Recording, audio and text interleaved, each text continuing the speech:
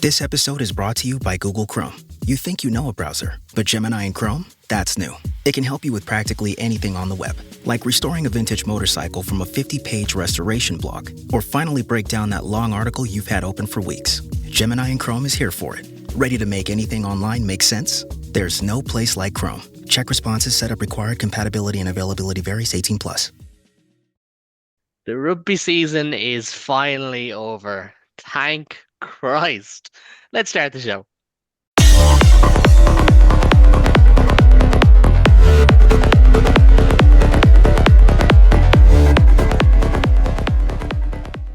Hello and welcome to the latest episode of the Interpro Show for the final episode of the season. Joining me tonight, we have Ben and David. We don't have Adam for now. Maybe he will appear like the ghost of Christmas past, but we don't know just yet. Good evening, gentlemen. I will address the elephant in the room.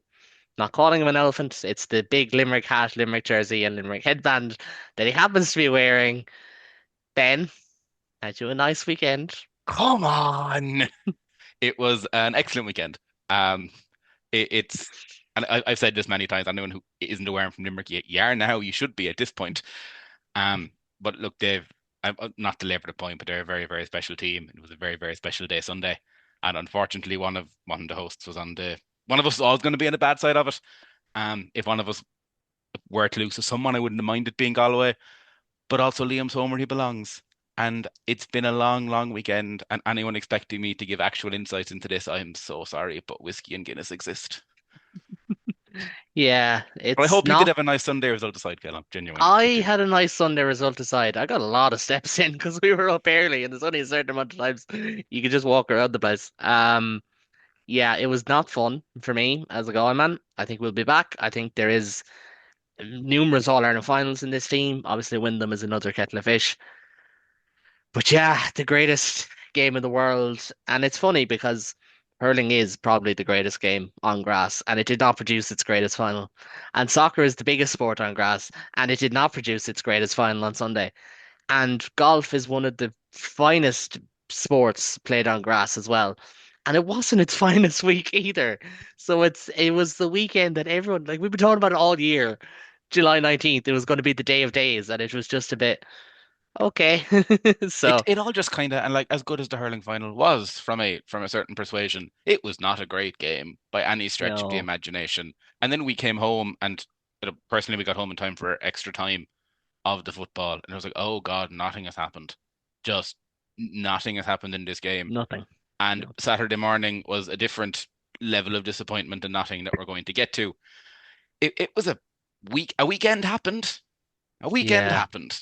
I genuinely now I was busy on Saturday because like as Irish people know, the scramble for all Ireland tickets usually means on the Friday or Saturday you're chasing around trying to get this done.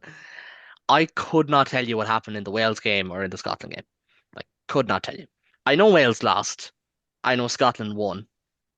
See, That's if about you all I told me know. Wales played, my original point would have been Wales have lost that game. That's a fair point. Sorry, Lee. I'm so sorry. Ending Scotland the season as exist. we started. Scotland exist, and then England played Argentina in a sport, as has happened multiple times in the Yeah. past 10 days. Yeah, the first one was better. But we're going to start the show with the only game that we have to talk about. Um, Not the case in terms of talking about wins, but on Saturday, Ireland fell to a hefty 40 to 21 loss to New Zealand in Eden Park. And David, I know we mentioned that like the rugby season is over. Long live the rugby season. Thank Christ it's over. We didn't really care about this tournament thing. It was a bit of a damp ending to the season at the same time. Yeah, I mean it's always a damp one when you finish on a loss. I think even most heroic of defeats would have felt like a come down. You need only look at past, say, Ireland runs through Six Nations where material results are the same, and whether the win or the one loss, as it were, comes at the start or the end, can really kind of flavour how the whole thing feels for you. So it was unfortunate that this is how it finished for Ireland. It wasn't really a stunning run through the tournament up until now, but the wins were wins. I suppose the balance to it is that outside of maybe a medal in a Six Nations or Indeed, in a World Cup, getting a win over New Zealand in Eden Park would have been a pretty big prize, for any team really, but definitely for this Ireland team. You can see from the tour down there how much it matters to Andy Farrell, certainly, to get wins over this team. So with the prize being that big, it's I'd say the loss is almost less titanic than that because it's a match that we went into and we had hopes. We had a wing and a prayer. We had young Adam tricking us down the road into believing that maybe what shouldn't be possible was possible. But unfortunately, I feel like I was right. I said I think that the last time I felt overly optimistic, despite all the previous evidence, was going into the Champions Cup final, and that unfortunately turned out um, predictably poor for Leinster, and this unfortunately turned out particularly poor for Ireland. There were positive patches in there. I'm always more inclined to pick at the positivity than the negativity, but you know, it was half chances that I think if they'd gone our way would have left us maybe losing by less. I don't think they would have been enough for us to win. So when that's what you're fighting for, it's probably time to take a few weeks off, rest and recharge. And hopefully that's what the lads do, because it has been an immensely long season at this stage. New Zealand and South Africa are off to bite the heads off each other in a few weeks, but the rest of us get a little bit of downtime. And I think after this season and after that finale, that there's a lot of people who'll appreciate that. Yeah, no, I'd agree with a lot of that. I do think, you know, there's always positives and negatives to be taken from any performance, win or loss. That's the nature of it. Now Ireland did lose by 19 points, and even the mere suggestion that if the red card was given, we could have won this, I don't believe so. And to kind of jump in there, Ben, it was a 19-point defeat. It was 13 points, I think, last time out, or 14 points last time out in Chicago. It was about 10 points the time before that. It kind of feels like the gap is widening between Ireland and New Zealand. And what's most scary on that is New Zealand, to our eyes, seem further off, or seem still a bit off France and South Africa, despite New Zealand's win, of course. So it's a little bit scary in that particular realm. Look, I made the point on Saturday morning at this point. It's been a long week, I'm sorry. That like you can almost now even start to see top three of South Africa, France, gap, New Zealand, gap, Ireland, England. Um, which is a little bit concerning just in general because our performances don't seem to be getting any better. I know we can bring in players like Hansen. We can Farrell is leaving the book open on James Lowe. We're not entirely done on like injuries, and this isn't our settled first 23 by any stretch. But it still wasn't good. For 20 minutes, we didn't look really knew what was going on. We did. Gibson Park had one of his poorest games in years from an Irish POV. It goes back to what we said during Six Nations during this entire tournament. He plays badly. Ireland don't play all that well. We were suffocated for 35 minutes. We got to try to stop us being nilled, unfortunately. And like, if we don't score then, I don't think we do much in second half either. And then we never really looked like winning the game. New Zealand never really looked concerned that we were going to come back and win that game. There was almost a level of, we can do what we've been doing. You're not going to get near us. And we go down and we play South Africa and the URC teams from New Zealand's point Yes. of view in 3 weeks, and we see what happens. I don't know, is there really an awful lot of positives to take from this from an Irish point of view? To be perfectly honest, we gave Kieran Frawley minutes, we gave Keenan vital minutes back again, but it hasn't. We're going to get to the tour, I know in general, but Saturday and the week before, and even Australia, there's not really a lot where I'm like, this sets us up well for 2027, or either for the next Six Nations, or for November. We're Yeah. It's a weird one because you can look at it with certain positives. You absolutely can do that. And you can look at, Ireland have used 43 players, I think it is this year. They've capped 6 players, which is pretty good in a non Lions window for Ireland, especially with November still to come. You'd imagine there'd be one or two there. But at the same time, I look at the squad, I look at the injuries that Ireland have had, and I still think there was more. There was more in them. If you park it, and obviously everyone's different. If you take this season, I think November was poor. I mean, it was in some ways historically poor. It was the first time Ireland lost two November games in the one window since 2013. So 12 years that was. The Six Nations was not great. Weirdly played our worst two performances, arguably against the two worst teams. in Italy and Wales as the table showed, although England could have come fifth now that I think of it, and obviously blown away by France. And now here, got over the line against Australia, and there's an admirable factor to that, the fact that Ireland are still a tough team to beat, as Italy learned, for example. But still, it feels like, well, Ireland were well beaten in Chicago, well beaten by the Box, well beaten by France, well beaten by New Zealand again, Like we only and beat 19 defenders on Saturday. Over 80 minutes, Ireland beat 19 yeah, defenders. and it's weird because Ireland didn't exactly play a direct brand of rugby. It was No, actually more expansive than that. we had 43% of the ball, which again, looking at the game, I thought we might have had a little bit more than that. Like we tried to play things. We didn't actually resort to a kicking game to the last 20 minutes, in which when we did it, it was excellent. It almost worked. If we had different wingers, you can see another try coming in there in the last 10, certainly. But with the game plan that we tried to do and how we set up our backs and our forwards off of Gibson Park and off of 12 and 13, 19 defenders beaten is kind of the ultimate reflection on how this series has been. We just haven't looked remotely like the Ireland that we want to be and that we know we can be. Yeah, yeah, no, it is frustrating. Like that's the thing, and to kind of look back on the tour, can't call it a tour anymore. Cause of woke. But to look back on the tour, David, like what was it, a 2 point win, 3 point win over Australia, a 19 point loss to New Zealand, and then 14, whatever, 14 point loss, I think, or 14 point win over Japan.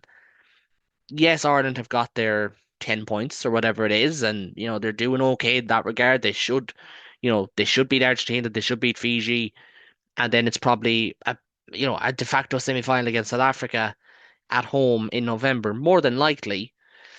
But at the same time, it wasn't three consistent performances, and it's probably the first time in a long time that Ireland haven't shown one emphatic result in a 2 to 3 game stretch. The Six Nations one was brilliant, but you had the round three and round five. Autumn wasn't brilliant, but you had that Australia game. You've always had this, but this was 3 games that you can't be overly happy about any of them, which is a weird one because we haven't been able to say that in a long time. Not saying you want to say it, but you haven't been able, you couldn't throw that at Ireland in a long, long time. You are on mute there, David. Sorry. It's click clacking on my keyboard. I didn't want to write the recording. We were consistently shaky. Um, yeah, you're right. It's not often that there isn't at least one performance for us to go, look, see, we're okay. There wasn't really a whole lot of that in this. Like Australia, is it a mix of Australia maybe a little better than people thought they were, but then, France put them to the sword. Japan came, I think it's easy to forget because we kind of padded that one out at the end. But Japan, there was a certain point in that game where they came achingly close to making it a much, much closer game than it ended up being.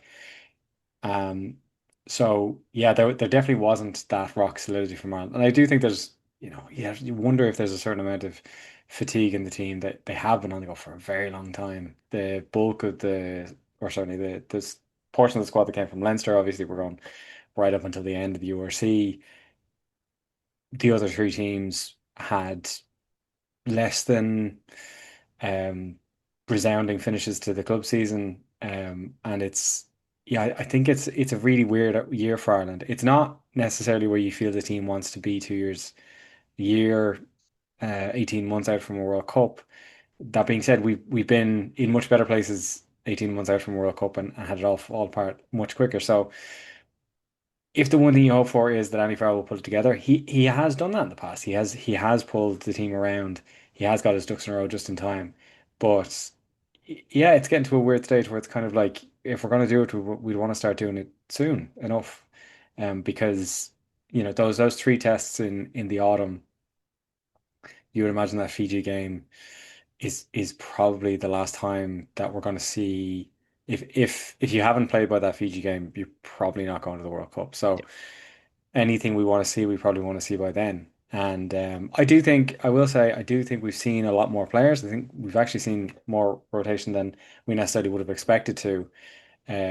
Due Maybe not due to quite as much as injuries. people would have called for, but more necessarily than people would have expected of Andy Yeah. Farrell being the selector he is anyway. It's just now remains to be seen if out of that milieu, there are a lot of more players in there. It's just, can we pick a squad out of that that we can start putting real shape on?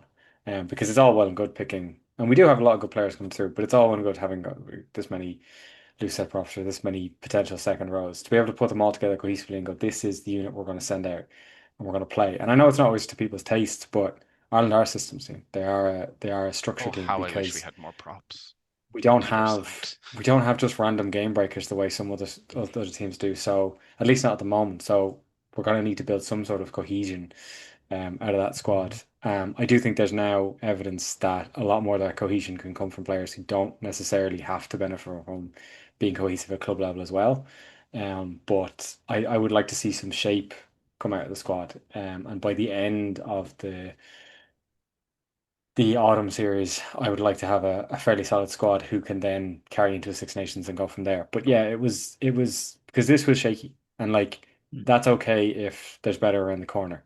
At the end of the day, we won the games we wanted to win, and we lost the game that we probably thought we were going to lose. So if you look at it like that, it's kind of acceptable, but it didn't feel acceptable. It felt And pretty disappointing. if you skip ahead to November, Ireland will have another crack at South Africa and Yeah. another crack at probably South Africa or New Zealand in the first, second, third, fourth, fifth final, whatever it might be. More than likely, one of them is who Ireland's going to play Yeah. because you would imagine that Ireland would pick up two wins and be in first or second. Just on that kind of player usage point, Well, because obviously, as we hmm. all know, there are 23 players in a rugby panel. This is not rugby basics. We do know this. Of the 43 players that Ireland have used, I just have it here. 16 have got less than 100 minutes. They are James Lowe, Bundy Aki, Sean Jansen, Robbie Henshaw, Cormac Chukwu, Finlay Bealham, Michael Milne, Tom Stewart, Sam Elo, Darren Murray, Billy Bowen, Nathan Doak, Harry Byrne, Bryn Ward, Edward Ndogbo, and Tom Farrell. So for those lads in particular, you are certainly looking at the vast majority. Obviously, James Lowe, it's a different situation. Bundy is a little bit different because, he had that suspension at the start of the year. For most of those lads, as Ben kind of alluded to, if they're not playing against Fiji, they're probably not going to the World Cup because you still have the likes of Andrew Porter to come back in. And I have it written down here somewhere of players who were not capped this year. Oh yeah, here it is. Andrew Porter, Paddy McCarthy, Jack Boyle, um, Ian Henderson, Ryan Baird, um, How many Calvin loose head Nash, props can Matt you get into Hansen. one squad? But they're just the lads who weren't capped in Yeah. 2025. Is So there a there's a chance we lot there. rotate for both games? Like Springboks is what it is. Fine. For Argentina, I don't think so. Opening game in November, that's always where the cobwebs lie, anyways. I think there's Wouldn't a those chance that injuries dictate things. There's all the players always should have I think played a I think Champions there's a Cup very good weekend chance of that. by then? there'll be a Champions Cup weekend, there will be an Interpro weekend, if not two, depending on your province. So How yeah, how but many rounds of club rugby will we have at that stage? six, I think. I think it's Because five plus I one. I do think, and I know it's people who push back on in the past, but I do feel like the last season, even though the way it ended probably almost didn't stand to these players, the last season did show that if a team can show really consistent form for a long enough time, not being from Leinster is not a disqualifier. Like Ulster put together until it unraveled basically once they got into the knockouts of the Challenge Cup, and then for some reason their URC wheels came off. They had a really hard run of fixtures at the end, but they'd be very frustrated with how that ended. The season they built up until then suddenly catapulted a whole lot more Ulster players into the Ireland squad, and most of them did pretty well. So, and now Connacht had this fantastic one at the end of last season, where they won what like eight of their last nine games, and then you see Billy Bowen and you see Samilo and you see Sean Jansen suddenly in the Ireland squad playing well. So I do think there is scope in those 6 weeks, maybe not for a complete outsider, but certainly for players who are in that kind of on the edge, maybe get in if they can start the season strong. And if a certain team in blue don't start the season strong, then there is scope there for those players to push in. There have Well, been I five full definitely rounds of think, URC and Ulster coming back from South Africa the week before. Yeah. yes, that puts them at a bit of a disadvantage. And there's obviously the start of season player rotation, things like that. I think Munster players are arguably at a bit of a, I'd almost call it a catch-22 because Munster could very easily start strong because they play three South African teams, all of which will have heavy rotation due to the greatest rivalry tour. At the same time, if Munster don't start strong, their players are going to struggle to break in. So there's that as well. And also, like you look at some of the guys who are uncapped, like would you be surprised if, say, Alex Usnop, maybe not right now because of Billy Bowen's form, but say Scott Wilson, Charlie Irvine, maybe a Soroka or an Adogbo in that role, a Gleason, a McCann, a Matthew Devine. You wouldn't be surprised if any of those guys got in there. Jude Postlethwaite is probably the best example. Zach Ward as well, still on cap. Dan Kelly. You wouldn't be surprised. And it's not just about growing the squad and just people always often hear this as handing out caps. It's not handing out caps. These guys earn what they get. It's more got to do with our Ireland in a position where we're happy with the squad. I'm happier now than I was. Don't get me wrong. Like I don't look at Ireland's last three games and say, oh, the reason we misfired against New Zealand is because of Janssen, Casey, and who was the backup props again? Sorry. Uh, Illo and Paul, or no, against New Zealand. Um, Clarkson and and Lookman. Yeah, so Lookman. still relative newbies there across the board. I don't think that's really Ireland lost New Zealand. I don't. It's not those guys. It's Ireland's top level is the issue. I think actually depth wise, I actually think we're in a fairly decent spot. Yes, bolters absolutely hit me with them. Hit me with the likes of, say, a Matthew Devine. Obviously, Edwin Adabo has been capped. I have him in the wrong color here. A Matthew Devine, a Jude Postlewaite, a David McCann.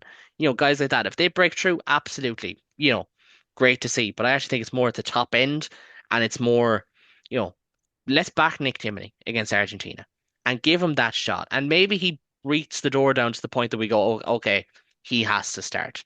Do you know? And the same in other positions, like we did with Tommy O'Brien, for example, who I think has become a guaranteed starter.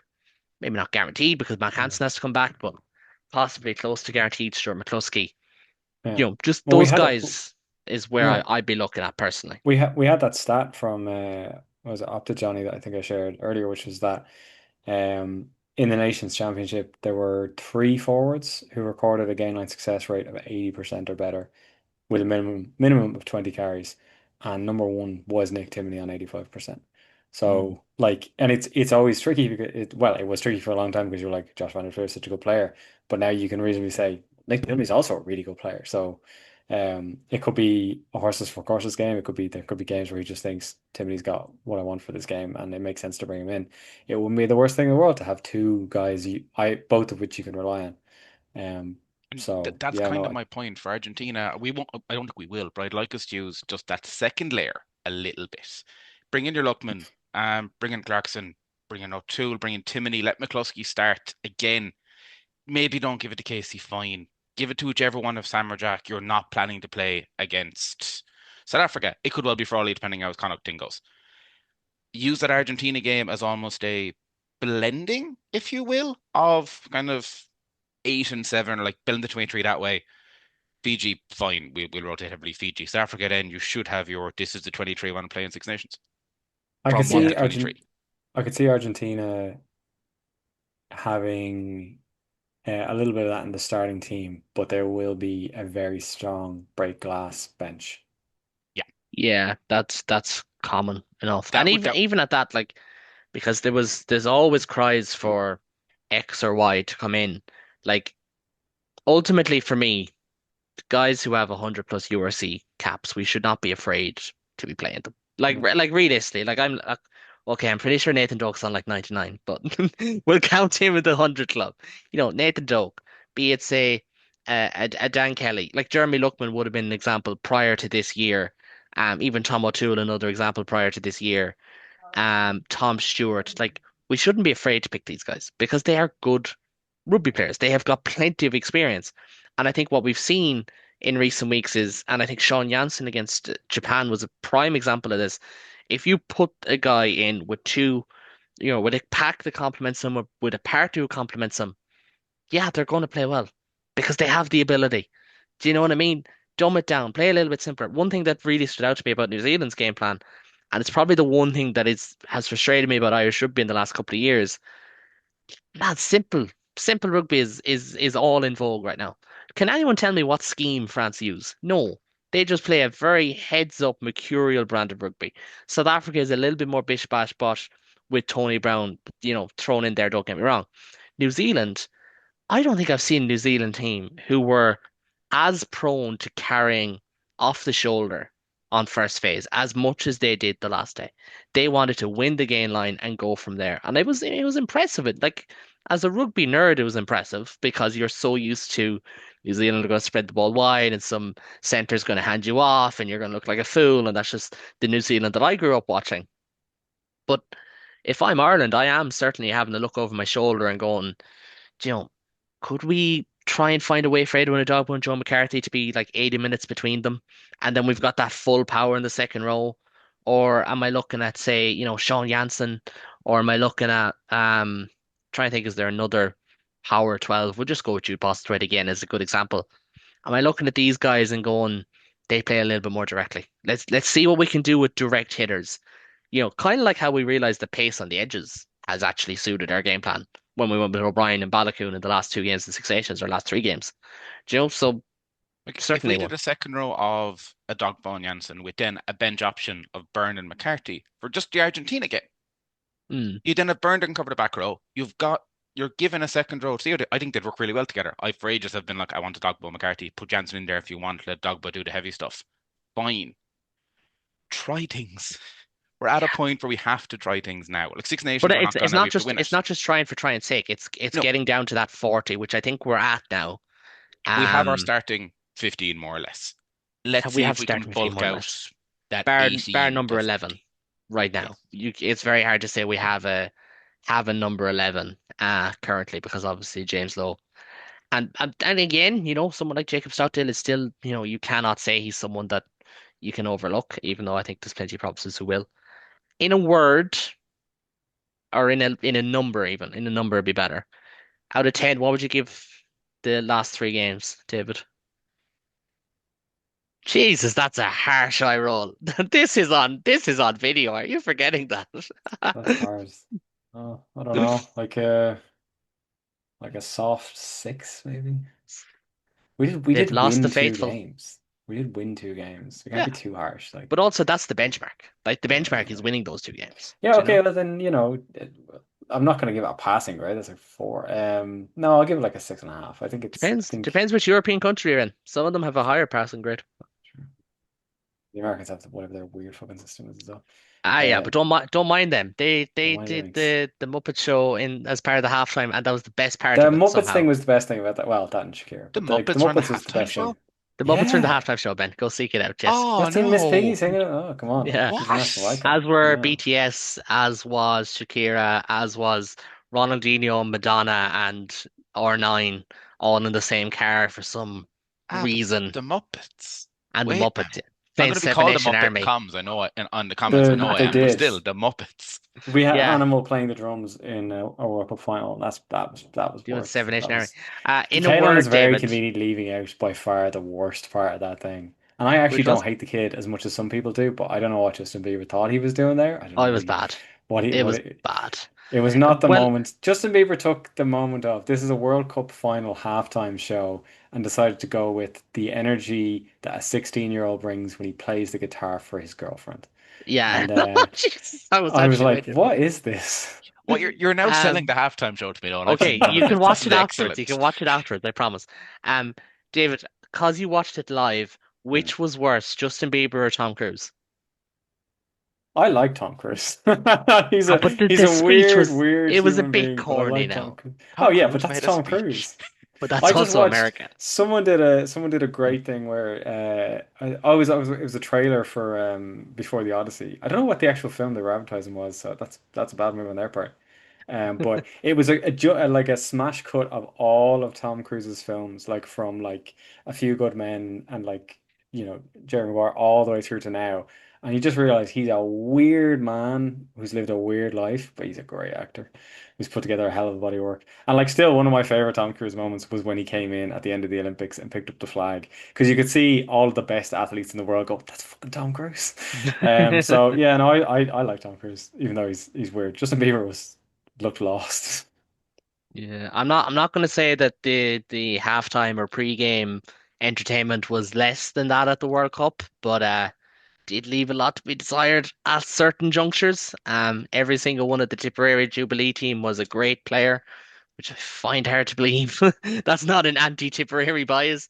They can't Crow all have been Park has an great. Amazon tap-in bar, like you know those like Amazon shops that you see where like Yes, you tap your card, you take your the points, and you one leave. in Brighton in the Amex. They have one of those, and that was what I did at halftime, and I felt like I was Wow. in the future. Wow. Crow Park has been gentrified. Next thing is going to be a Boojum in there. For those who don't know, myself and Adam's pet theory is that Boojum is a sign of gentrification. I don't know where it came from. It's just something we discussed one day. Ooh, jump. The first one Yeah, that pops into my head is the one in Grand Canal Dock, so that does track. yeah. Well, I'm also thinking of there's one in Limerick that used to be a McDonald's.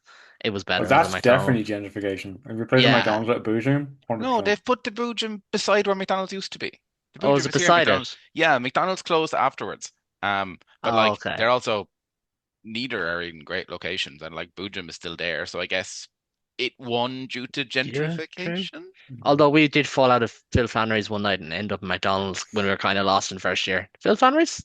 That the one nearest to McDonald's? Yes. Yeah. Yeah. Anyways, this is a For anyone wondering, this is still a rugby this podcast. is still a This is rugby the podcast. podcast. Rugby's great. I We actually had a nice November, summer, whatever it was. I was about to text the lads and be like, what time do we start, by the way? Because we kind of have a usual time frame that we like to keep to. Um, the season gone by, lads, and this is very off the cuff. I have no notes from here on in. I was kind of busy all day, which is great podcasting. I swear, I'm really good at this. The season gone by, so we've discussed Ireland. We've already done the provinces. Obviously, Ben wants to get more Limerick references in there, but I think we've had enough, We to be literally quite talked honest. about pubs in town and a Boojum. I'm happy. That's fair. And Limerick hurling. And we didn't even get onto the number seven. Uh, Dave, sorry, I had to start laughing at that. I know it's bad to laugh at your own jokes, but I had to, Ben. I had to. David, how would you sum up the season at large then? And not just from a on field standpoint, but as a podcast who has covered it all, how would you sum up this season? Go by. It was long. It was fun, but it was long. It's We've done 56 episodes of this. I'm just throwing that out there. uh uh I feel like there's those two euphemisms. One is if you do what you love, you never work a day in your life. But the other True. is that if you turn your job into a hobby or your hobby into a job, it is still then a job. And I know we're only doing this for fun, but it's given me an appreciation for what it takes to cover rugby week on week. And yeah, I've enjoyed it, but it's there's been points, certainly points at the end where I'm like, yeah, I'm happy enough to take a few weeks off, which I didn't think would be coming. But like I think more than anything, it was a season of a lot of. It felt like a season of change in a lot of ways. And I'll be really interested to see where next year where we come out next year because yeah, like on a personal slightly soppy note, I know like obviously players retire all the time. But I definitely said this to you before. Like I only started watching this sport 8 years ago. I was very late to the game, and the first player I recognized who wasn't Johnny Sexton was James Lowe. And he's just been my guy the whole way through, and to lose him has just been really devastating. But to be there when he went out on a high with one last trophy was pretty good. So it was a long season. There were downs, but certainly you always go back to your club. That's where you come out of, and on that front we were able to end it well. So I can't have too many complaints. Yeah, no, it was long. It was long. As someone who can give a snapshot into, how long it is, I am of the opinion, growingly of the opinion now that there should probably just be an element of like every publication should probably have four journalists and you are based in that place, where at all possible, or you cover that one team because honestly, it is so hard to jump from this week I'm at Munster Cardiff, and next week I'm at Leinster Edinburgh, and these two games are great, and they're going to be absolute duds, and you just have to get used to it. It's probably something I've learned. I've followed the Athletics World Cup coverage recently, and how specialized they are in certain things. That maybe a specialization is the way to go. But Ben, before we get into a few little awards and things like that, it's been a season full of away days for yourself. Good days, bad days, the whole shebang. I did realize after Sunday that most of the bad losses that I have taken this season I've paid to go into, which might be a rule of thumb for myself going forward. How would you sum up this season that looked like it would never end until it did, even though we're back in 2 weeks' time for the women's Interpros? Not us, And but just in general. I've said multiple times that I am just tired and I want this season to be over. But like I will miss this season.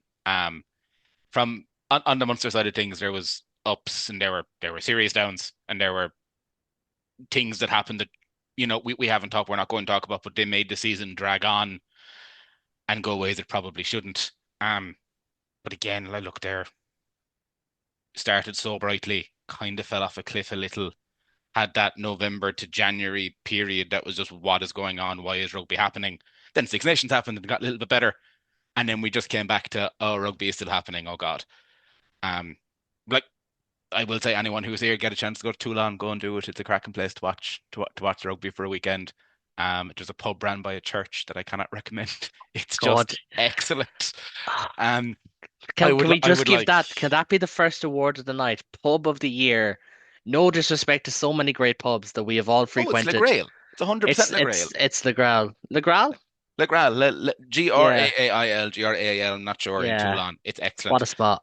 Um, Imagine drinking out of plastic cups that also have religious memorabilia imagery on them. Like it really being is. told by the barman we need to close early on a Saturday, so we set up for mass tomorrow morning. It's just a We do this every consecrated week. church that functions as a pub.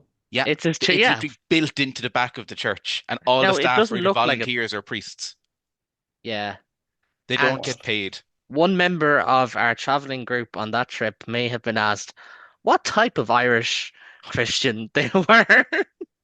We went in there the very first night, and this is a tangent we probably shouldn't go on, but I don't care. And the owner Just of the no, pub, we don't didn't name know at the names. Just time, don't name I will names. We're not, fine. came down to us and was just like, "Oh, Ireland and Munster, is that the Ireland we are or the other Ireland? Just so we know, which one are you?" We were just like, it's Oh, the Republic, it's fine. But on not in that way. not in that way, not in that way, not in that way. We've made jokes in this podcast to that account before, so no. But no, it was a stupendously long season. I'm excited to see what next season brings. I'm excited for more away trips, and we see what happens. But also, thank God, there's no rugby for what, 4 weeks at this point? Are we I even going to mean, get that long? again, we have the Women's Interpro starting in a little over 2 weeks' time, which Yeah, they will be a lot of fun. Don't get me wrong, they always are, and we will cover and we'll have them. the AIL back soon. I'm very That'll be excited for the the AIL to come mid back. to end of September. We have the Ireland Women's Games that start the middle of September. So there's still rugby before the URC returns. I will There's say no this doubt. later on when it actually happens, but anyone planning to do Munster Leinster, Young Munster and Old Wesley is that afternoon before the Aviva game. So you can do Munster Leinster and Munster Leinster twice that Interesting. day and Where have an is Old excellent Wesley day. based, by the way? They play out of Energia. Oh, that's handy. Yeah. That's handy. That's only Or that you could walk from Energia Park to the Aviva Stadium. Presumably, it'll be in the Aviva Stadium. I know is it there's still this called Energia? Yeah, it is. Energia Park, yeah, Donnybrook. Yeah, Yeah. that one. Yeah, you can walk between the two. I'd like, I know people say it's a long commute and you get fatigued going to one of them, but you can still walk. It's not that far. They have an excellent paddle club at Old Wesley, I believe, but I will Do take they? what That's I've been interesting. told They from do that have tennis. family. I went for a lovely walk down there one day, when I was up in Dublin. Anyways, that's a tangent. Lads, we're gonna hand out a couple of small awards, and if I had time, I would just have the most piss takey awards known to man. So we're not gonna do that. We're just gonna go with the basics. David, I'll start with yourself. If any come to mind, game of the year, if anything comes to mind. Oh Christ, Caolan, I don't know. Rugby versus Fucking rugby. yeah, I don't know. Game of the year. I don't know. Ireland, England in Six Nations. Yeah, It's probably the most convincing Ireland have looked all year, and it was against the English, which is always that's delicious. true. And now that I see it, moment of the year probably has to be Stuart McCluskey chasing down Marcus Smith. That was pretty good. That Yeah, was fun. That was that that was was a, pretty that was good. a lot of fun, to be fair. If not, obviously Ireland women in the Aviva Stadium was pretty cool as well. And I've mentioned Ireland It in the was. Dexcom as well. Ben, if you were contender for game of the year, and does it involve the same stadium as Sunday? Yes, it would. Crow Park was its fourth, fifth game of the season. Like it is and I'm going to get slagged for this, but Munster season legitimately peaked in October, and never really got back to that height again. But what a day out it was. Honorable mention, please, for Italy England. And I've said Yeah, that that was a multiple lot of times for Italy fun. England. Oh What yeah, that a was an game of excellent game. rugby. I think I mentioned that on here. I was in Cork. I was covering the under 20s, and I could hear a roar from inside the pub, and I knew that Italy had scored. The I was beauty of the Six Nations. I was at a Not even just stag Leinster, in Munster, and Croke Trim. Park. Gavin Coombs. Oh, Coombs' little bit is just, yeah. and may the people who love him more, and may the people who think he's a prick think he was a prick even more. Yeah, that's kind of the whole point of sport. Like apathy is the Perfect worst thing. moment. Apathy is the worst thing to Absolutely. exist. Yeah, if you didn't care, what are you doing? What are you If Yeah. me doing? and David sit beside each other, you're literally getting two very different views on Gavin Coombs in that one moment, and it would have been excellent. Yeah. Coming out of I, that match, I was heckled by the oldest man I've ever been heckled by. He was easily in his mid 70s, and he just Ben's not still mid 70s yet. Come gave it on. absolute socks. It was both disheartening and kind of impressive. And Did he then it call all you went Andrea downhill from Piardi? there. I don't know if I can say on air what he called me, but he was I was all in good fun. He didn't call Yeah, you Andrea Piardi, it's so not no. often Munster to come out of there haven't gotten the better of us, and they fucking enjoyed it. So fair play. Yeah, I covered that game actually. It was in fairness, like even if it wasn't for, the novelty of Munster winning Dublin, it was an unbelievable game of rugby. Like Hmm. it genuinely was. Like Leinster weren't bad that day, not by any stretch. They were just outplayed, which you don't see too often. Um, if not, I kind of do struggle because all the big games fell flat from an Irish perspective this year. The win over Australia was pretty emphatic. To be fair, the first one in November was pretty emphatic. But I would have to go with the women's. I just do two. The women's game of Galway is the moment because of a Galway man, and then the win over Scotland as the game because it was just an annihilation in Lviva. And I know that's not always the most fun, but sometimes it's nice to have an annihilation thrown in there every once in a while as well. Has anyone got a try of the year? Again, these are way better when you prep. There's a reason why Yeah. all these TV shows they prep it beforehand and they have their three or four ready to go. We don't. We've had all week, but we don't. So sorry, We're people. honest, though, at least. Yeah, we are. Anyone got a try of the year? I'm trying to think. Obviously, can't do one that was like against you, but you know, Mm. I did like the which try was it where Balogun and Tommy O'Brien combined in Twickenham? Was that O'Brien's try? That Yeah, that one was pretty good. that was a pretty good try. Or if not, Uh, Balogun against Scotland actually, because it was right on our side of the pitch. And as soon as he got the ball, you're like, only he's able to score this. yeah, The there one was a we ran Belkin into the try where corner. like this is why we needed to get this guy in this team more Yeah, often because not many people could do what he just did there. I I thought think that the was right Irish up women's there. try against England also. I think that's the one we broke from a line out. I know we didn't score straight off the break, but was really nice from what my Yeah. memory. Munster haven't scored many tries, so I can't actually I mean, they've give scored it up. enough tries. You know what I mean? Like they still They weren't kept very fit. nice, though. Yeah, well, they also went like 6 months without scoring a maul try. So, if you like mauls, you'd really think that Munster scored bad tries. And I like mauls. So that should be in there. Does feel like Um, malls have gone quite out of vogue. they kind of have a small bit, and it's going to get worse with the new maul changes because it's going to be harder to defend them. Um, but It it's really also going to feels be like for sped up.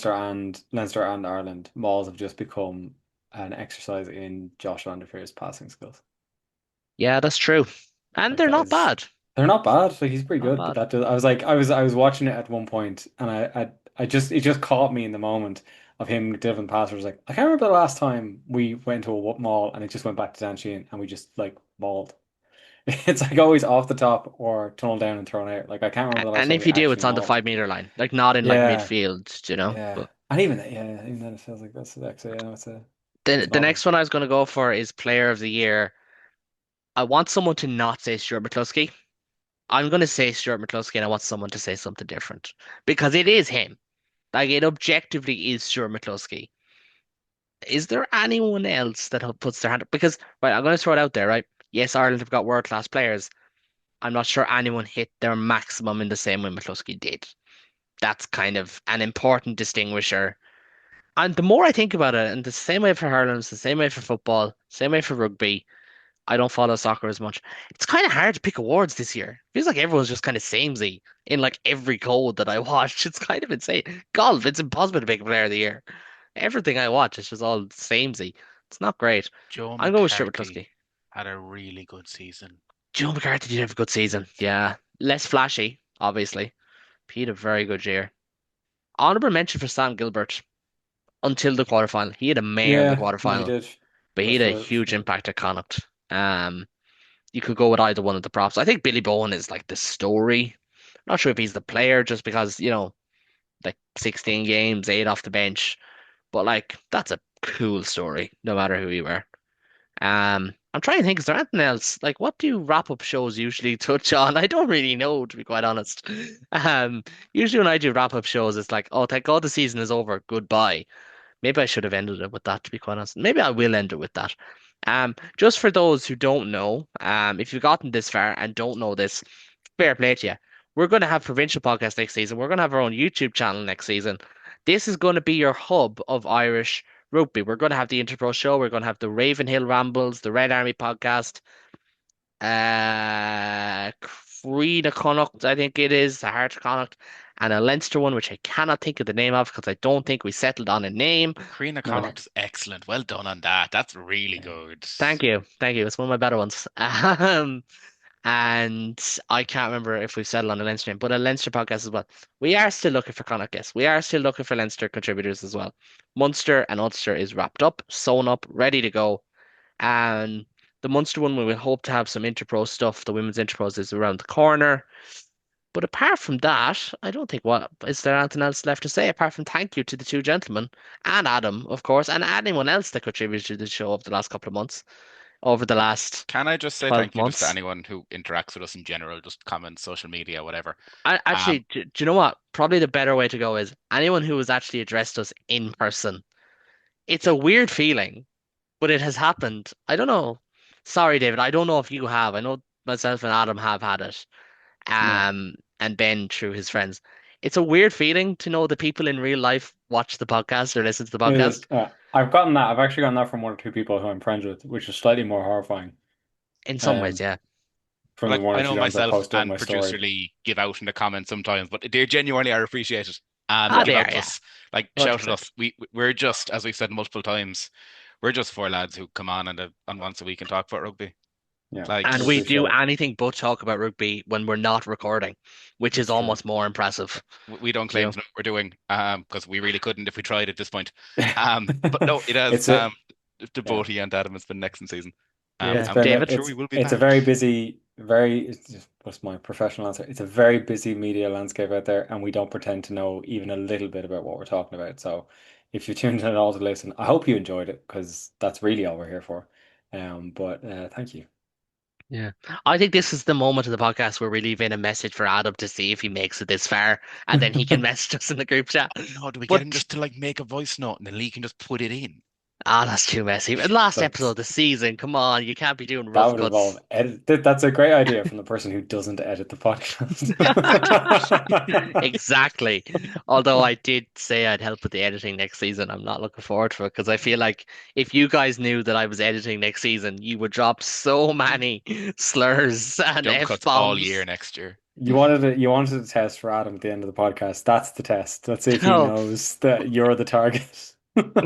I know exactly what joke he's going to say, but I can't say it on here. Everyone still listening, thank you very much. Yes, thank you everyone for listening to season 1 of the Intro Show. We're going to be back next year, or not next year. We're going to be back in September, which doesn't feel like that long away, to be quite honest. To look ahead to the URC season, we will have a small bit of women's Interpro stuff that will come into your feed in due course. But from myself, Caelan, from Ben, from David, and of course in spirit from Adam as well. Thank you so much for tuning in, and we'll chat to you in a bit. Slán go fóill.